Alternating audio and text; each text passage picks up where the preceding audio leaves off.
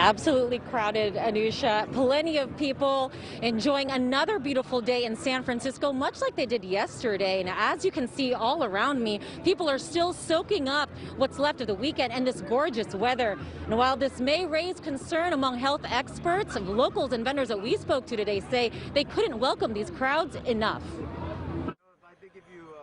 Last year, Alex Andrade's birthday party was over Zoom. This year, it's out with some family at Dolores Park, one step closer to the way parties used to be, even if it means still having to wear a mask. We're a year into this, and you would hope people that have enough understanding and respect for others to wear their mask. 21-year-old Matthew Lee sees the scene at Dolores Park every day.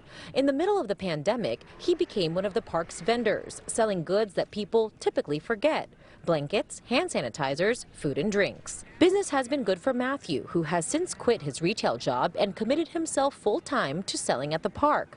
He says he is on track to make 6 figures this past year. Because I haven't had much competition, and the fact that I'm here 5 days a week has been able, I put 40 hours into this. I'm able to support myself doing this 40 hours a week.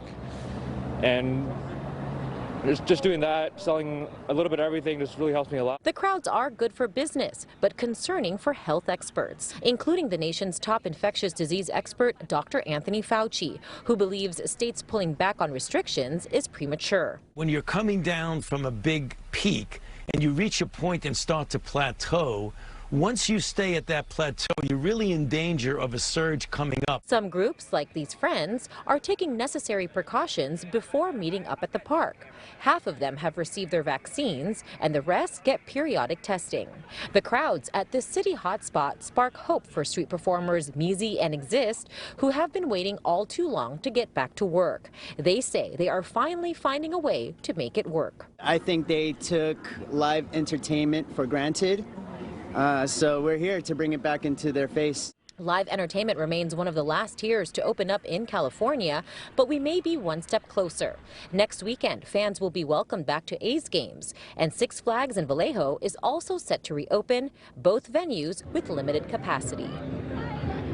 As you guys can see, it's a big party here at Dolores Park, something that's very typical of this hot spot in the city. Now, we reached out to SF Parks and Rec to ask if they're doing anything or changing any of the ways that they're managing the large crowd that's showing up. They say that there's a ranger that will continue to be here to hand out masks if necessary, but those social distance circles that became very popular, became a staple here at Dolores Park, those will not be returning. So it is up to the people who are out here to socially distance themselves.